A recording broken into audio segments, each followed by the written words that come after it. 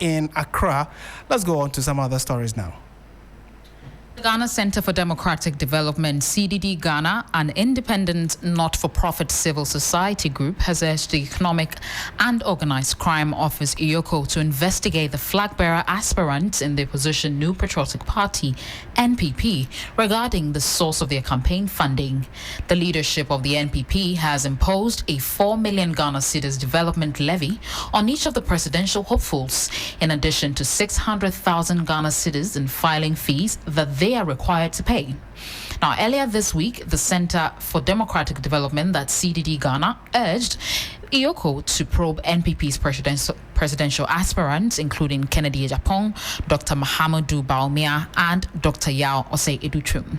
Kennedy Ejapong, a key contender in the NPP's forthcoming presidential primary and a former member of parliament for Asin Central, described the development levy as disgraceful.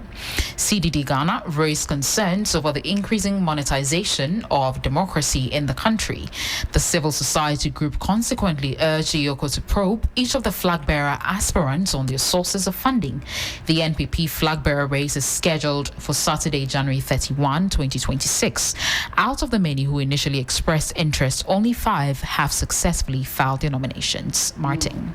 Right, so let's go to Zoom now and engage Dr. John Osei-Kwapong, who is a senior research fellow at the Center for Democratic Development, CDD Ghana. Doc, a very good evening to you. Thank you for joining us. Good evening to you as well. My pleasure. What has triggered this interest from CDD asking EOCO to look into the source of funding, campaign funding of these aspirants of the New Patriotic Party? Thank you very much. Well, the work of CDD Ghana around and its interest in campaign finance reforms, how we finance campaigns, political parties, does go way back, almost about a decade now. They've done studies on, how much it cost to run for president, to run for a member of parliament. They've also bemoaned regularly the cost of our politics and the role that money plays. And one of the things that the center has been interested in seeing how best we can begin to reform our campaign finance system and begin to tighten the rules around who gives what, how much, when, to who, but also to shine a lot more transparency. The Constitution, as well as the Political Parties Act, does have some reporting requirements and obligations placed on political parties in terms of reporting their finances, annual reports, etc., etc. Compliance is still very low on that issue. But more importantly, campaign finance legal framework and architecture seem to be very silent, though, on what to do about candidates and their specific campaign. So that forms the context and the continuation of the work that the center has been very interested in around the role of money in our democratic politics. And there are those who are saying that the news making round that some 4 million Ghana cedi development levy was also slapped on persons who have interest in leading the party is what must have, or is one of the reasons that CDD, for instance, has got its attention piqued. Is it one of it, or probably is just people speculating? Probably, but again, even if you look at the public conversations around when the party announced the filing fees and additional fees that there will be prospective candidates would have to cough up. Again, it raises the issue of the kinds of barriers we are putting up, the entry barriers we are putting up for participation in internal party politics. I know some have argued that if you are a presidential candidate and you cannot raise that kind of money to be able to, because they use these monies to also run the affairs of the party, then you have no business seeking the candidacy of the party. But on the flip side, you also do not want to create the kind of politics that seems to be sending the message that democracy is for the highest bidder, right? That What if there is a really good prospective candidate who cannot come up with 4 million plus to be able to contest, and therefore that sort of rules them out from such a race. So again, we are not, I always say that those who push for campaign finance reforms are not naive about the fact that campaigns do cost money, running political parties do cost money, and therefore financial resources would always be needed to finance the activities of campaigns as well as political parties. The challenge is the sources of those finances, how transparent are we about where those monies are coming from, and how high are we setting the barrier in terms of the money needed to participate? Because you don't want, at some point, money to be the key determining factor of who can participate in our democratic politics or not. Certainly so. And are you concerned that, over the last few political cycles, we seem to have increased the tempo of monetizing our politics? And if this issue we keep talking about persists, is there a way out from the strategies level or from the civil society level about how our politics seem to have been excessively monetized? You're right.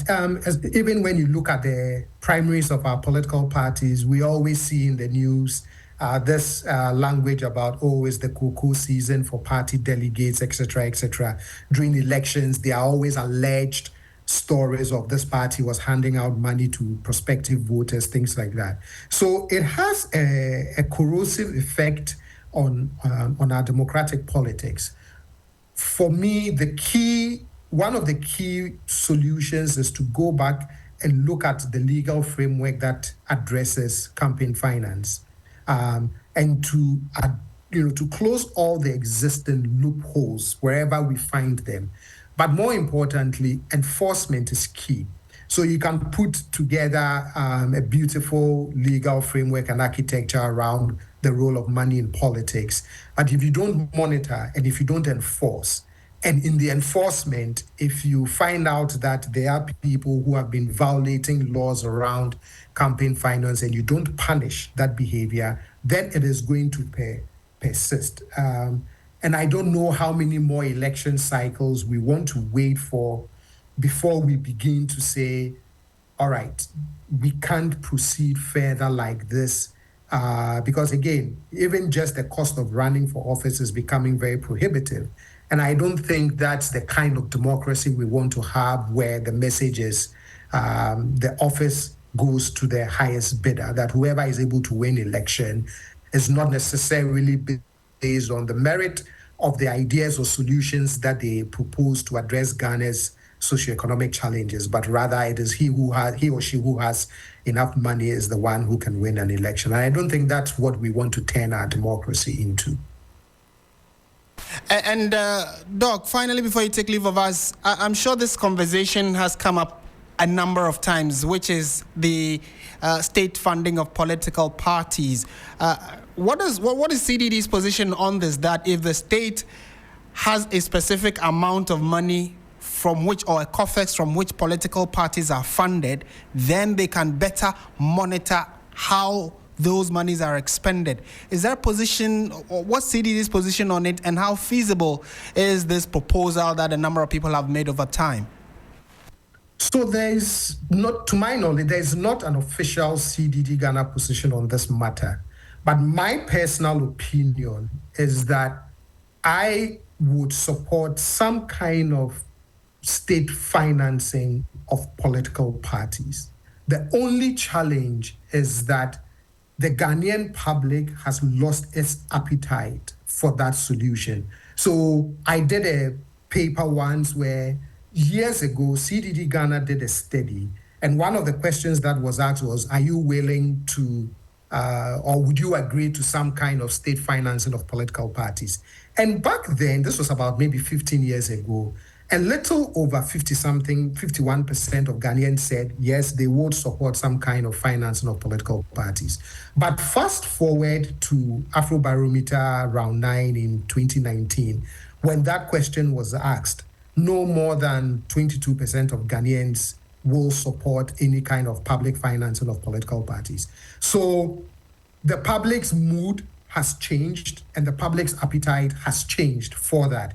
And for me to be able to move forward with any kind of state financing of political parties, you would have to do it in an environment where there's strong public support for it. So at this point, whilst I personally, it is a solution that I will be willing to support as a country to explore, the general sentiment of the Ghanaians based on these surveys that I've mentioned is that political parties must find their own ways of funding their activities.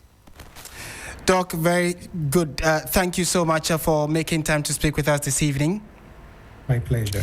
We've been speaking to Dr. John Osai-Kwapong, who is a senior research fellow at the Center for Democratic Development, CDD Ghana. What do you make of this debate about funding and how political parties in the country have, over the years, seemed to be very financially active, and that in itself has become a financial football for many party supporters. Like they describe it as the cocoa season when it has to do with the primaries of the party or a Flagbearer race. Money seems to have dominated the conversations about our politics. What do you make of it as a Ghanaian who is interested in politics? Whether you like it or not, whether you vote or not, people in politics become leaders and they take decisions on your behalf. So your point or your view is very much needed. Do share them with us on our Facebook page and then also on our YouTube channel where we are streaming. Just look for 3FM 92.7 and let your thoughts be heard. This is Hot Edition. Stay with us. When we return, we'll be taking you to the court where the former Director General of the Signals Bureau, Kwabena Edu-Boahen, has had one of his issues thrown out, or the court has taken or set a specific date on which they will be ruling on it. Stay with us. We have details of that for you in a minute. Hello, Ghana.